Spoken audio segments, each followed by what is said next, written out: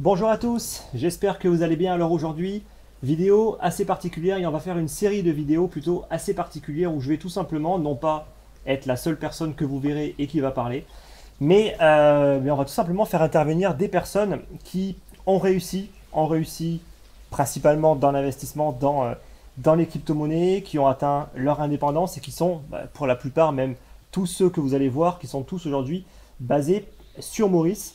Donc aujourd'hui, on commence cette première série de vidéos avec Guillaume qui va un petit peu nous partager son parcours. Comment est-ce qu'il a pu en arriver ici justement. Et je pense que c'est important aujourd'hui de faire ce type de vidéo. Pourquoi ?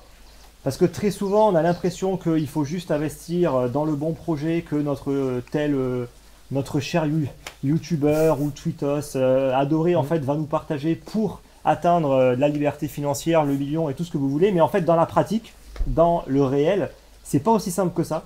Et je pense qu'il y a beaucoup plus à apprendre tout simplement de personnes qui ont réussi, qui ont tous des parcours différents et qui ont tous au final atteint, on va dire, le même point final, mais avec un point de départ quand même qui était aussi bien différent. Donc il y a pas mal de profils intéressants qui vont intervenir. Et on commence aujourd'hui avec Guillaume. Écoute Guillaume, je te laisse te présenter de manière succincte. Écoute, ça marche. En quelques minutes. Bonjour à tous, donc moi c'est Guillaume, j'ai la trentaine. Je suis quelqu'un qui aime la liberté et le sport depuis de nombreuses années. Avant j'étais salarié, comme beaucoup d'entre nous avant l'aventure des cryptos ou de l'investissement en général. J'étais ingénieur dans l'informatique dans une grande société où forcément je ne m'y retrouvais pas vraiment. Et je me suis vite intéressé à l'investissement parce que j'ai vite compris que vendre mon temps, ça allait pas marcher, ça allait pas m'offrir la liberté que je voulais, de pouvoir prendre des vacances quand je voulais, de pouvoir vivre dans le pays où je le souhaitais. Donc je me suis vite intéressé à les investissements en général, donc que ce soit l'immobilier, la bourse. J'ai commencé par l'immobilier.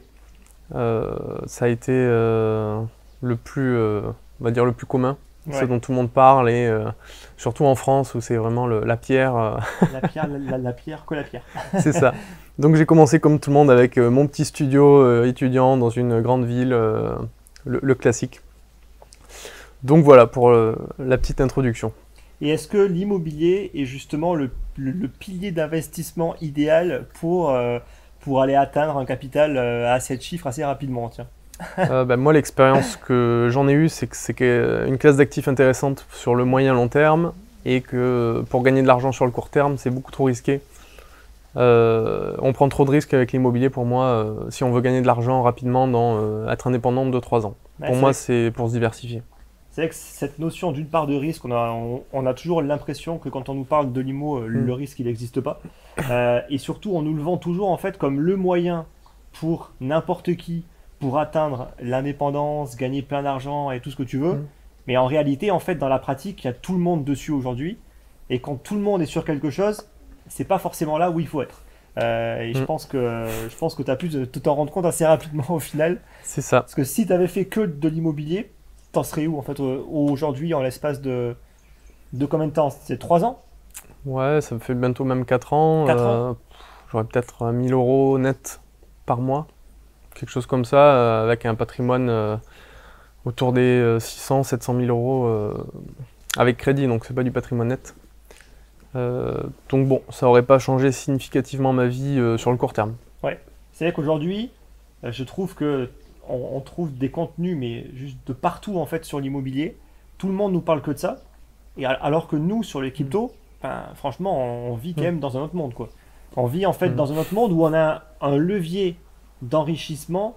Honnêtement, je pense qu'il y a peu d'autres types d'actifs ou types d'investissements qui permettent de pouvoir gagner autant, aussi rapidement. Je dirais pas facilement, hein, mais en tout cas, et c'est vrai que c'est toujours assez étonnant de voir qu'il y a quasiment personne sur ce créneau, quoi.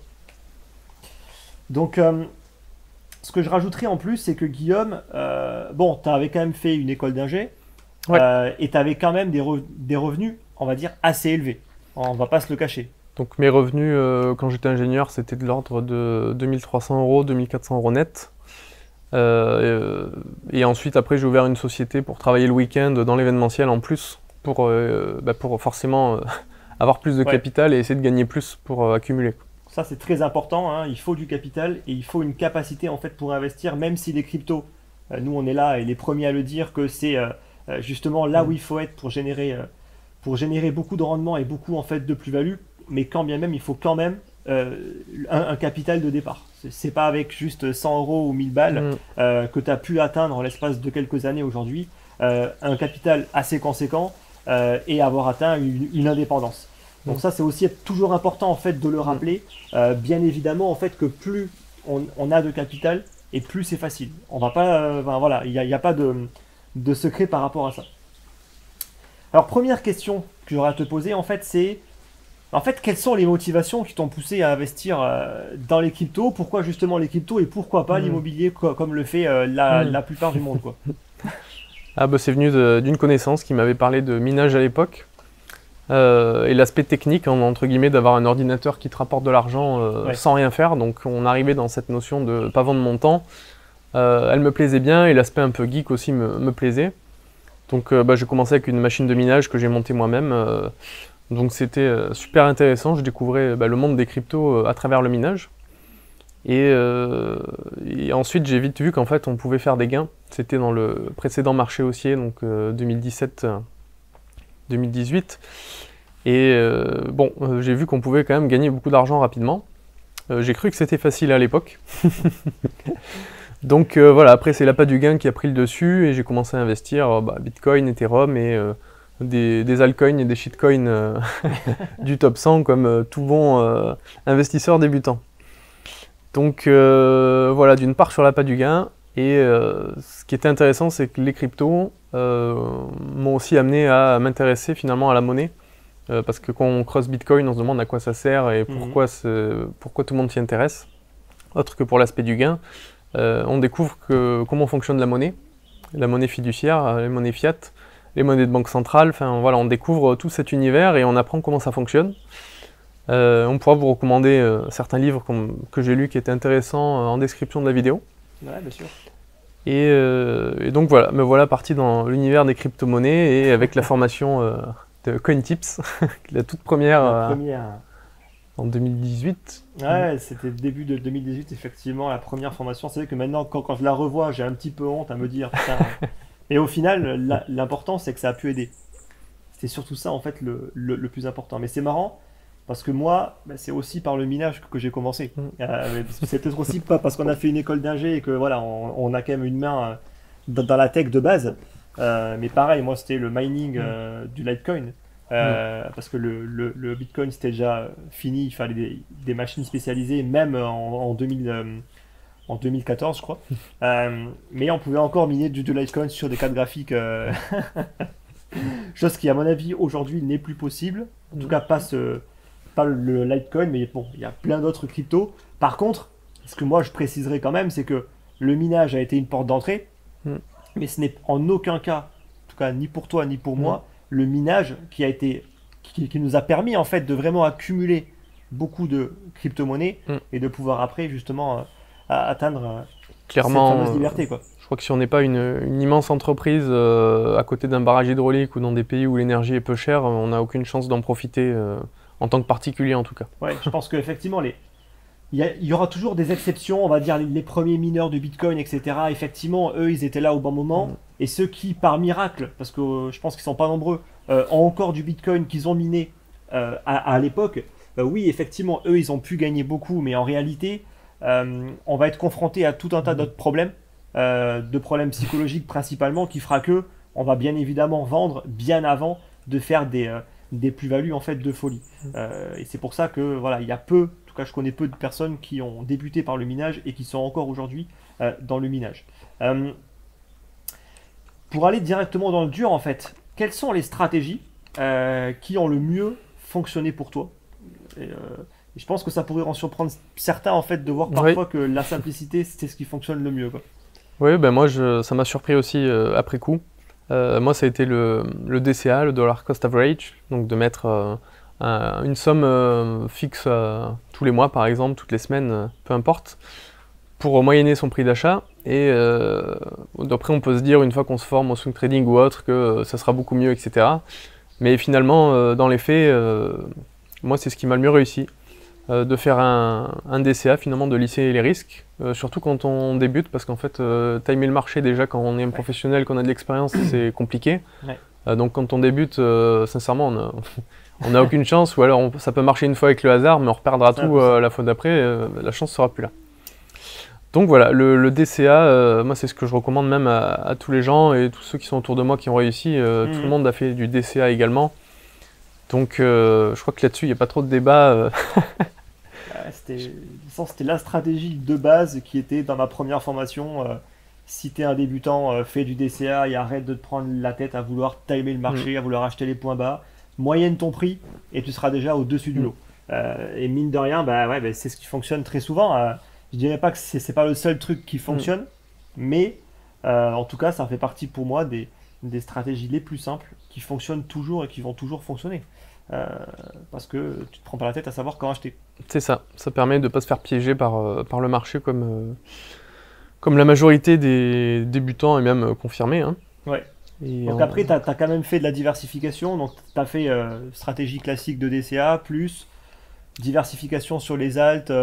C'est ça, donc principalement quand même 30-40% de Bitcoin pour quand même assurer, parce que si on est par exemple 100% altcoin, bon je me rappelle au début de ce marché haussier, il n'y a que le Bitcoin qui poussait et toutes les altcoins se faisaient démonter contre le Bitcoin, donc psychologiquement ça peut être difficile à vivre.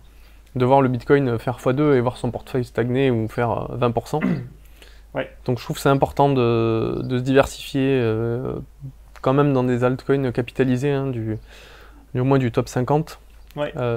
Après on peut toujours aller prendre des petites cryptos, moi ça m'est déjà arrivé, mais avec 1-2%, vraiment un petit pourcentage du portefeuille. Parce que j'en connais qui ont mis tout leur capital sur ces petites cryptos et bon, ces cryptos n'ont rien fait parce que bon, c'est quand même difficile à trouver.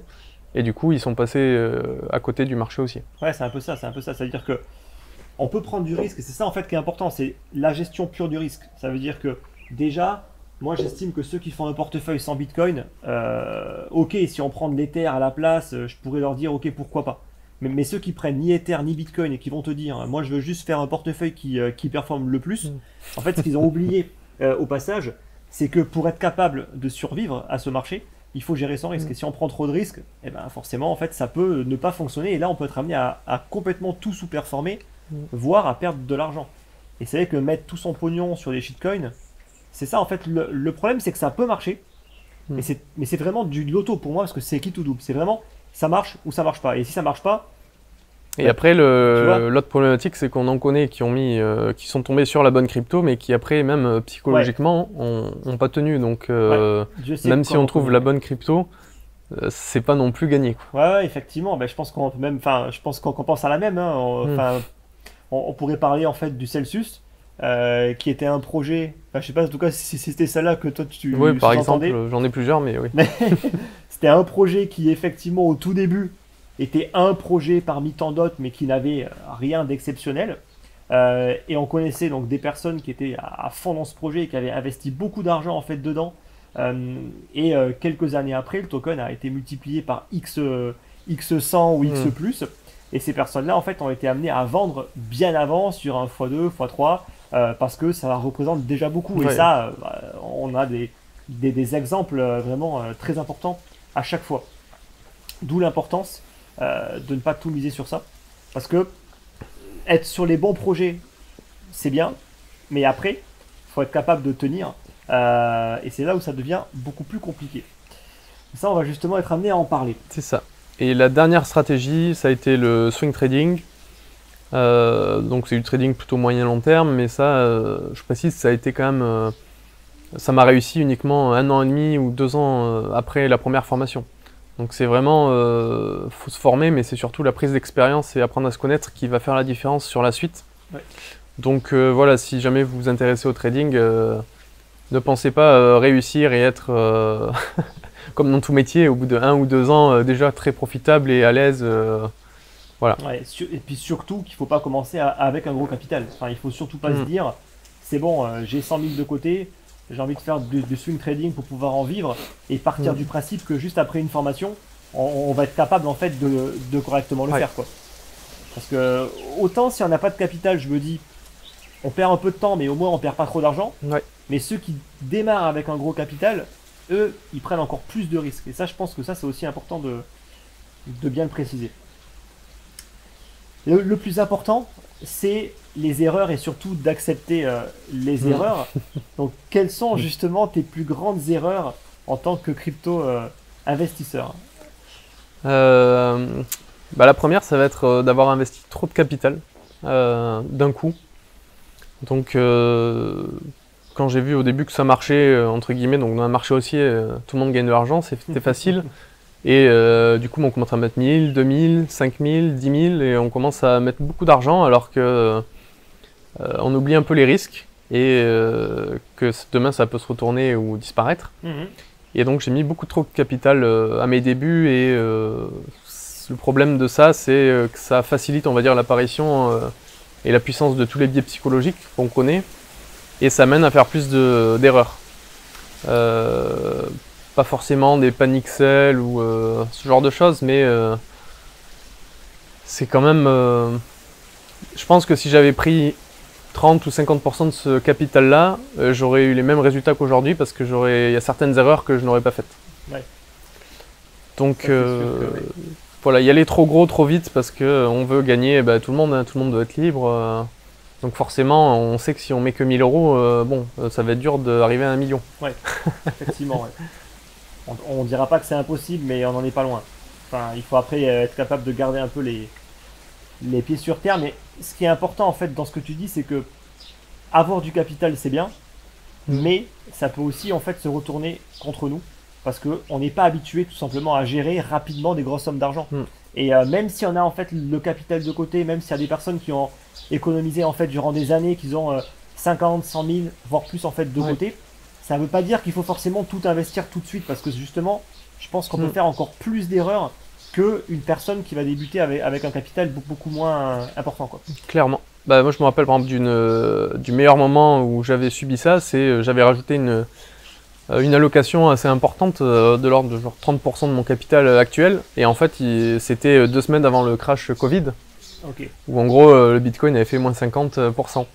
Et donc là, quand vous mettez plusieurs dizaines de milliers d'euros et juste 2 semaines plus tard, vous avez plus que la moitié, vous dites bon, j'aurais dû faire un DCA. Et surtout, ça fait mal. Ouais, effectivement. Ouais. Donc c'est pour ce genre de cas aussi. Mais après, j'ai envie de dire, ça fait mal, mais tant que tu ne fais pas le fameux panic sell en mode panique à bord, je vends tout, etc., tu peux t'en sortir. C'est ça. Mais c'est vrai qu'il faut être capable quand même de prendre sur soi et de surtout se mettre des limites importantes. Comme le panic sell, ça ne peut jamais être bon. Peu importe le contexte, peu importe ce qui se passe, juste paniquer et tout vendre, là c'est un truc que déjà il faudrait même pas. Enfin, si on y pense, il faudrait limite se baffer, tu vois. Ouais, Parce qu'on sait qu'il faut absolument pas le faire, tu vois. c'est clair. Donc voilà, ça c'était la première grosse erreur. La deuxième, ça a été de suivre des personnes, que ce soit YouTube, Twitter ou peu importe, en croyant qu'ils avaient quelque chose en plus et qu'ils savaient lire le marché, qu'ils savaient voilà, une chose en plus qui faisait que eux réussissaient et en gros il n'y avait qu'à les suivre et puis c'était bon, la richesse était là dans 2 semaines. Donc ça c'était, je pense comme beaucoup au début, une des erreurs, alors qu'en fait tout le monde n'en sait rien, tout le monde est au même niveau et tout le monde a des avis contradictoires, donc c'est ce qui fait le marché. Ouais, clairement, clairement. Donc voilà, de croire dans des personnes, des gourous, etc. C'était une des erreurs du début aussi. Les fameux top 5 des cryptos qui vont exploser en 2020 ou toutes ces conneries en fait où on a l'impression qu'il suffit juste en fait de suivre une personne pour réussir, ouais, effectivement, C'est ça. ça on les connaît bien, quoi. Voilà, et puis la dernière chose, ça a été de changer trop souvent de stratégie. Donc de ne pas être assez patient, je pense que ça colle à ça aussi, Ouais. ou de croire que finalement il y a une stratégie meilleure et de dire bon ben j'oublie ça là, je vais sur l'autre. Et souvent on a tendance à faire ça au pire moment, très souvent même. Donc voilà, de moins changer de stratégie, je pense que ça aurait été plus rentable. Et d'un point de vue global, de moins réfléchir, de prendre des stratégies simples. Parce qu'il dit simplicité, il dit on va dire dans les moments de crise, c'est plus simple à gérer parce que il y a très peu de choix ou de leviers à actionner que si vous avez une stratégie avec 20 entrées ou 50 entrées avec des facteurs différents. Bon, ça va en faire. Ça va pas être très cool sur le long terme. C'est vrai que ça, on le sous-estime souvent. En fait, les moments clés, ils sont peu nombreux. Il y a très très peu de moments en fait qui sont clés où c'est vraiment important d'être présent et de bien gérer en fait ce qu'on a fait. Et si on est investi partout, que c'est le bordel, etc., et qu'on arrive à peu près à gérer quand le marché, on va dire, monte ou baisse normalement, dès qu'il y aura des pics, que ce soit à la hausse ou à la baisse, là c'est un enfer et en fait on est amené à souvent faire du n'importe quoi. Et surtout quand ça baisse fortement, ou en plus tu as une pression derrière, voilà, plus c'est simple, et au final, mieux tu réussis en règle générale. Après, avec l'expérience, tu peux toujours... C'est ça. Bah, nous, on avait cette règle un peu dans l'ingénierie, keep it simple pour tous les systèmes ou tous les logiciels qu'on développait. Au plus c'était simple, au mieux ça marchait, quoi. Au moins il y avait de bugs, de facteurs humains, de tout ce qu'on peut avoir. Oui, ça c'est toujours pareil. Même, vous savez que même dans le développement, donc, le code le plus propre et le plus facile à débugger était souvent aussi le plus simple. C'est ça. Donc moi je trouve que ça s'applique à l'investissement et je le recommande en tout cas. Et donc, ok pour les erreurs, maintenant quelles sont justement les meilleures décisions qui t'ont permis d'arriver ici, quoi? Bah, la première, ça va être de se former. Par exemple, moi, c'est la formation CoinTips qui m'a lancé. Et après, bon, j'ai continué avec des livres et d'autres formations, évidemment. Donc, c'est de se former et surtout de continuer, de jamais rester sur ses acquis. De toute façon, dans l'investissement, la perfection et le but final n'existent pas. On est toujours en perpétuelle adaptation, sinon, apprentissage. En fait, j'ai envie de te dire, limite, même tu meurs en fait. Ouais, voilà, c'est ça. Donc voilà, et de me faire accompagner également par, on va dire, une coach, plutôt sur l'aspect développement personnel et mental. Quand il y a des événements compliqués qu'on vit sur les marchés, qu'on va avoir des comportements qui ne sont pas adaptés, qu'on va faire des erreurs, c'est intéressant d'aller creuser derrière cette erreur. Qu'est-ce qui fait qu'on l'a faite et comment on va s'assurer de ne pas la refaire. Ouais. Et pas avec des moyens techniques de se dire je mets une règle ou je m'interdis de trader de telle heure à telle heure, mais vraiment d'aller chercher au fond de nous, souvent c'est des choses de l'enfance ou d'autres, qui peuvent amener certains comportements qu'on a et donc voilà, traiter vraiment la source du problème. En gros aussi, je pense que c'est l'humilité et le fait de savoir qu'on ne peut pas parfois tout régler par soi-même. Il y a beaucoup de personnes qui sont autodidactes, qui veulent tout faire par eux-mêmes, et ce qu'il faut quand même savoir, c'est qu'il y a des aspects qu'on ne maîtrise pas ou qu'on maîtrise mal, et ça c'est important en fait de le savoir et de l'accepter. Parce qu'il y en a plein qui, à mon avis, tu vois, ils doivent se dire c'est bon, moi je suis suffisamment grand, je suis un gaillard, etc. Je vais réussir à apprendre tout seul, etc. Oui, on peut réussir, mais aussi peut-être que parfois la simplicité, qui en fait, à mon avis, aujourd'hui est un retour sur investissement juste énorme, parce que oui, ça coûte de l'argent, mais en même temps, tu peux rapidement monter en compétences beaucoup plus vite et être directement bien encadré, quoi. Donc c'est aussi ça qui est important, quoi. Surtout qu'au plus votre capital monte, au plus les erreurs coûtent cher. Bah ouais. Et finalement, au plus les coachings ou les formations, tout ce qu'on peut acheter, ça devient de plus en plus rentable. Ouais, bah après si elles sont bien sûr de bonne qualité et de bons conseils, mais bien évidemment, parce qu'après on va pas non plus dire que toutes les formations et toutes les personnes qui font du coaching, ils le font bien. Mais il y en a, voilà, il y en a en tout cas qui le font bien. C'est ça. Et pour finir dans cette idée-là, c'était aussi de me pousser un peu à sortir de ma zone de confort, que ce soit au niveau du capital ou de certaines prises de position ou d'agir, on va dire, souvent dans les moments clés, en fait il faut être à l'inverse de la foule. C'est facile à dire et tout le monde le sait, mais à appliquer et à réaliser, c'est autre chose. Et là, en fait, vous ne serez jamais dans votre zone de confort, que ce soit pour acheter quand plus personne ne veut acheter ou vendre quand tout le monde est dans l'euphorie. Même si on le sait et qu'on est formé, c'est difficile à vivre. C'est là où en fait on met le stress au maximum, c'est là où en fait on va stresser un système, tu vois. On s'est préparé à ça, mais en fait on ne sait jamais en conditions réelles comment ça va réagir. Et là c'est exactement pareil en fait pour nous. On peut se préparer autant qu'on veut, tant qu'on n'a pas vécu des moments de stress intense, des pics de volatilité, des cracks ou tout ce que vous voulez, vous ne serez jamais réellement préparé en fait. Même si la formation et toute la théorie reste importante. Mais ouais, après, c'est de l'expérience. Autre question, quelle serait en fait pour toi la clé aujourd'hui pour réussir dans ce milieu? Bon, pas de recette miracle, hein. Alors, est-ce que tu vas nous sortir un truc miracle, Jacques? Non, il suffit pas de suivre Elon Musk, ça marche pas. Mais moi, ça va être s'il y en a un seul à choisir, ça va être la patience.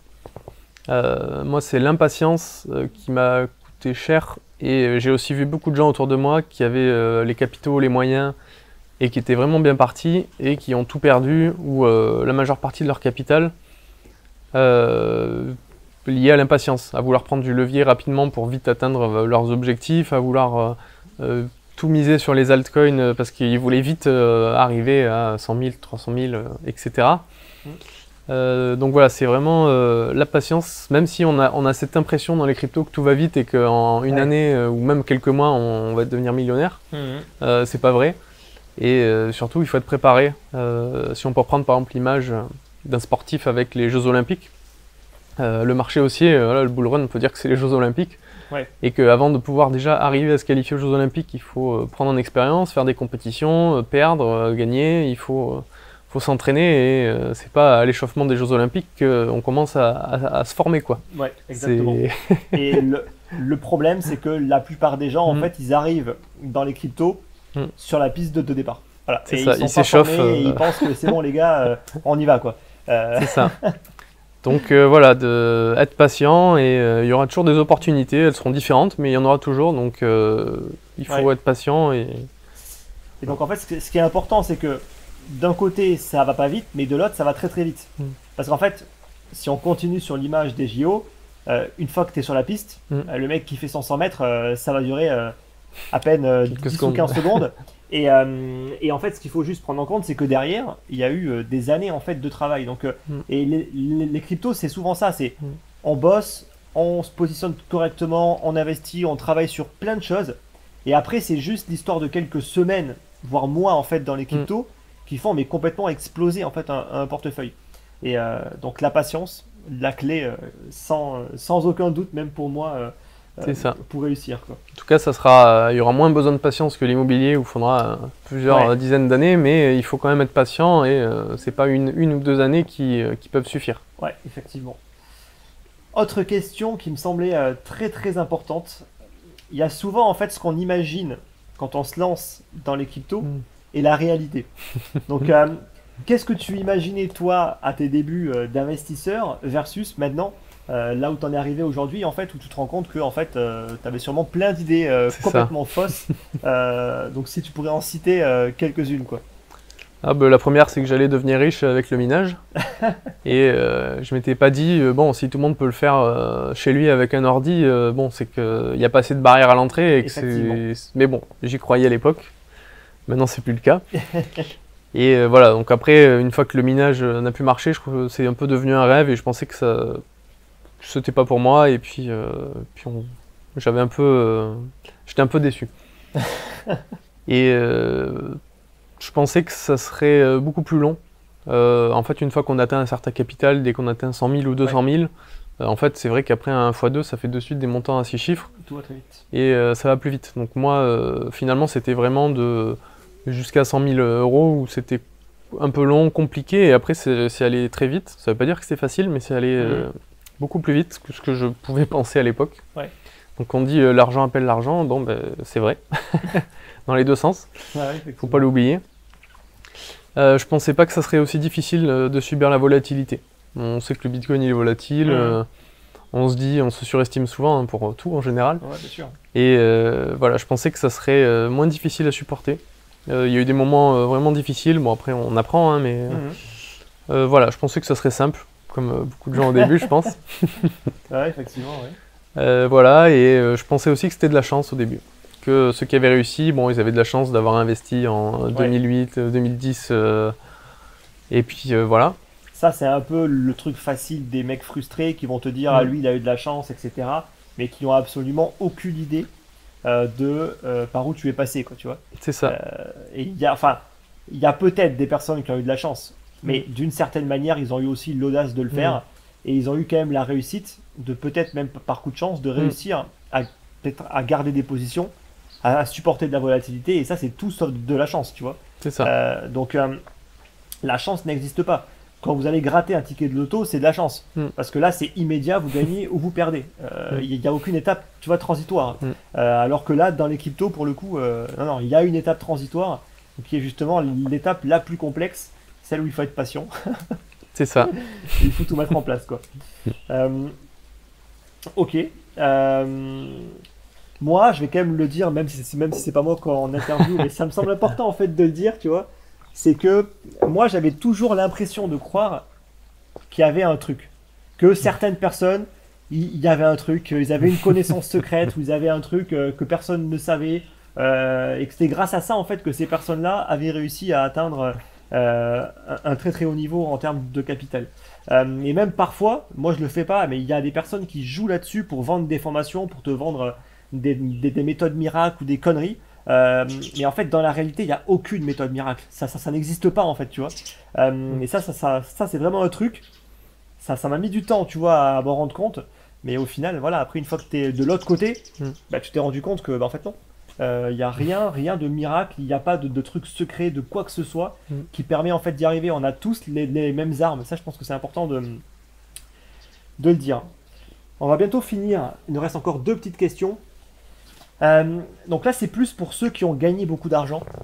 Comment est-ce qu'on fait pour rester connecté au monde réel et comment vivre au quotidien quand on est investi sur des actifs qui sont aussi volatiles?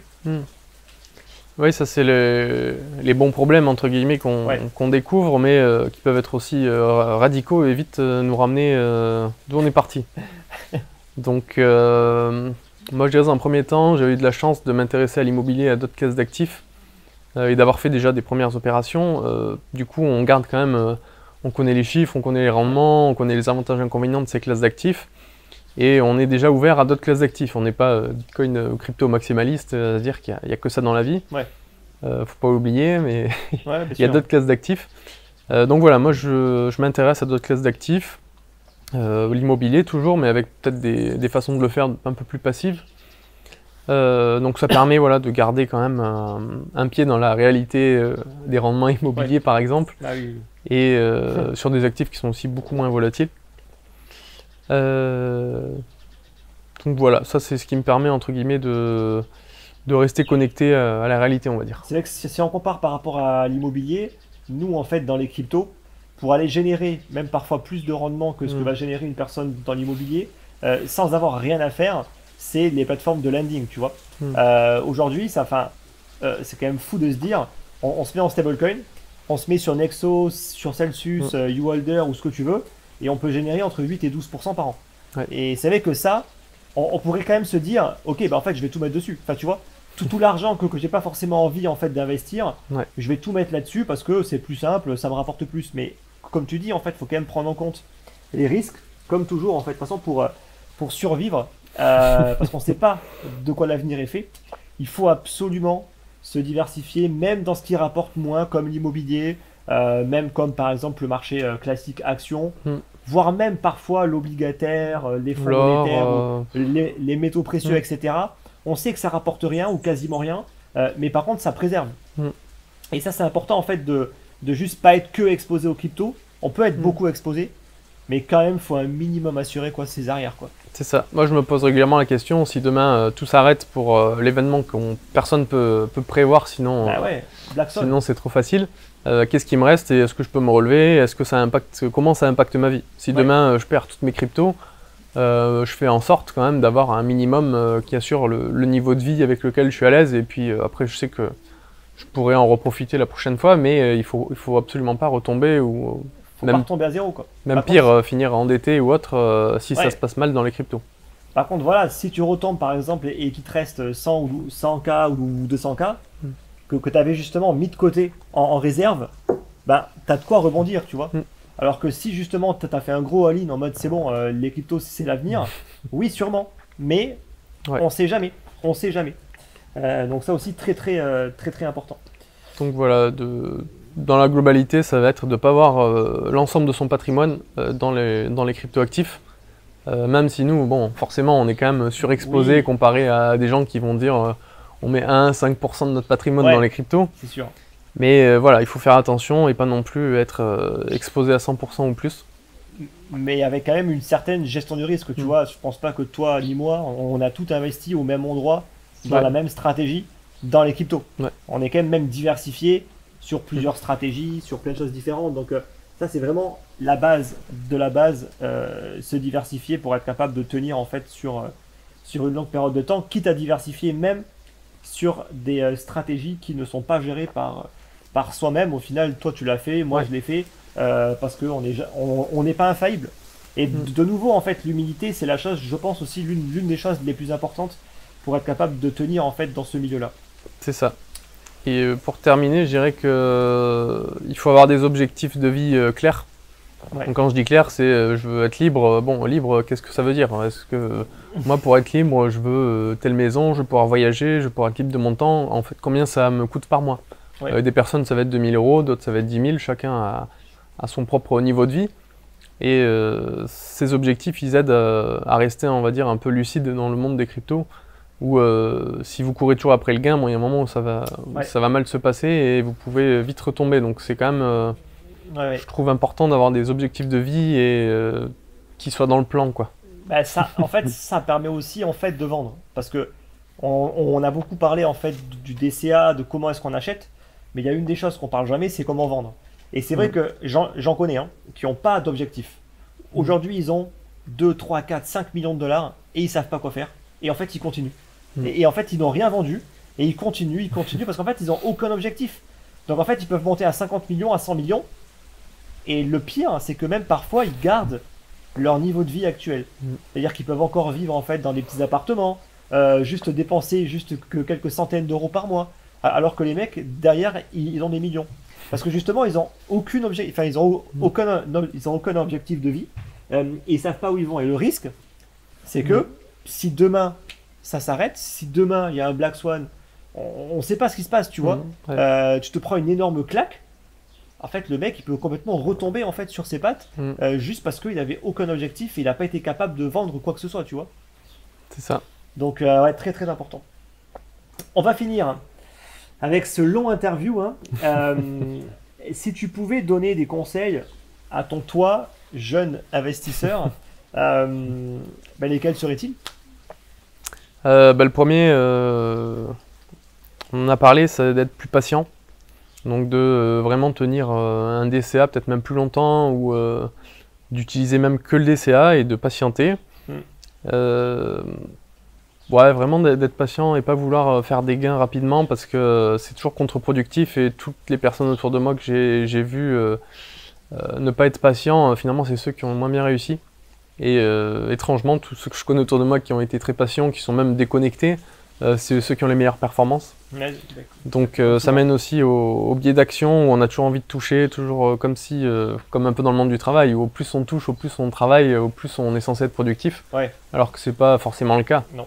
Là on est plus, on va dire, comme des sportifs où on est payé à la performance, donc, ou comme un commercial, au plus il vend, au plus il gagne, c'est pas parce qu'il passe 100 heures ou 10 heures que ça va changer les gains. Voilà.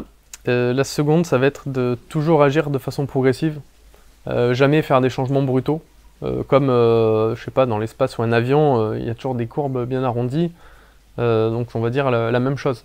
Si on veut passer d'un DCA au swing trading, le faire progressivement.